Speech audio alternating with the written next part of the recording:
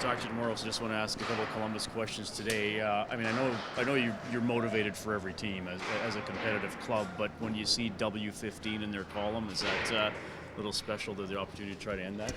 Well, it is. There's that extra incentive, but the 2 points are the most important for us, and we've got to do it against the best team in the league right now in their arena. And there's been 15 teams in a row that have been unsuccessful. So I think it's a great challenge for our group. I think we should embrace the challenge. I think we've got to take our game up, obviously, from where it was against Vancouver. But, we'd like to be the team that stops it. And we only get one chance, so let's make good on it. On a long season, is it nice to have games like this? I mean, I hate to say it's dog days, but it's a long 82-game season, so you can zero in on one game and say, okay, this game is maybe a little different than the other games. Yeah, I think you've got a point there. There's different types of games that have maybe more emotional meaning than some others. It's funny, though, the value of those games is still the same. Outdoor games, 4-pointers at the end of the season when you're playing somebody in your division, they seem to take on a bigger emotional level. This one might for our team as well because of their streak. The last time you played them, they kind of took over. Yeah, they did. They were, I thought early in the game we were able to play with them. By the end of the night, they took the game over, and they have a tendency to do that. All 4 of their lines play a quick-paced, hard, attacking game. And, you can't have 2 good shifts and then 2 bad ones because they prey on momentum swings. And I thought in that game we established momentum, we never maintained it, and then eventually lost it. Could this game be a better barometer? When you played Columbus, that was the end of a stretch where you'd played 18 games in 32 days. Your team looked like they were playing on fumes. You got the practice today. You're going to fly in tomorrow. It's going to be 3 days since you played a game. We might get maybe a better look at where you're at against a team like Columbus? Well, I sure hope so. There aren't any excuses for our group. We have practice today. We get to fly in and get ready, and we're not playing back-to-back, so the Oilers have no excuses. They get to throw out a fresh squad. But on the other side of the coin, they're also at home for a few days getting ready to try and get to 15 or 16 or whatever they're trying to. So everybody's ready to play. It's the way it should be. Pachula looks much better the last couple of games. Did you have a chat with him to force the issue a little bit more?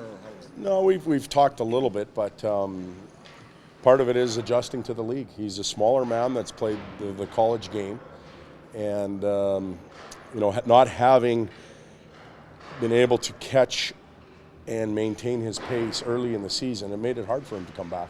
So every extra stride he took a little more out of him to catch up to the team's pace. I think the Christmas break was good for him, but I think he's looked real good the last 2 games. Is a player like that in the lineup, is he starting to think defensively than more offensively too? Like, I can't make a mistake. I think that happens, especially with first-year players. They feel like they have to be perfect to stay in the lineup, and that's really not the case. If you give us, and when I say us, the team, the group, the coaches, everybody involved in it, an honest effort, and make mistakes, we got to live with that. It's when you get delinquent with your effort and your detail, then it becomes a tough thing. So go and make the mistakes. We'll help you fix them, and the next time out it'll work in your favor. Is it incumbent that if you're going to play Nugent Hopkins on the line with Leon, that you really need a third-line center that can give you some offense? Well, we need a third-line center that can play and can be trusted. Okay. And Drake's been that guy. I think the past 2 games he's done a real good job. Still like Nuge. Pardon me? So like Nuge on the wing? Well, Nuge is really playing center. It just Leon takes a lot of the face-offs. So, but what's good is you guys don't know that, so that means they're roaming around and finding different spots. So that's excellent. That means that line's probably effective offensively when you don't know who the centerman really is. Todd, have you found Nugent Hopkins has elevated his game in the last couple of weeks? I would say so. Yeah. And in Nuge's case, he gets often evaluated on stats, analytics, whatever it might be, but he takes some pretty tough assignments night in and night out, and sometimes the offense takes a little bit of a hit for it, but I remember Pavel Datsyuk doing that in Detroit. Probably could have won the scoring title. I'm not saying Nuge can, but probably could have won the scoring title, but he did some things for the team to be successful. And I look at Bergeron, I look at Kopitar, They'd probably like to be scoring more, but they're still very effective players playing against some pretty good opposition. And what you're describing is, I just wanted to follow up on that. Nuge has also contributed offensively in clutch situations. Are there certain players that seem to produce in big moments too?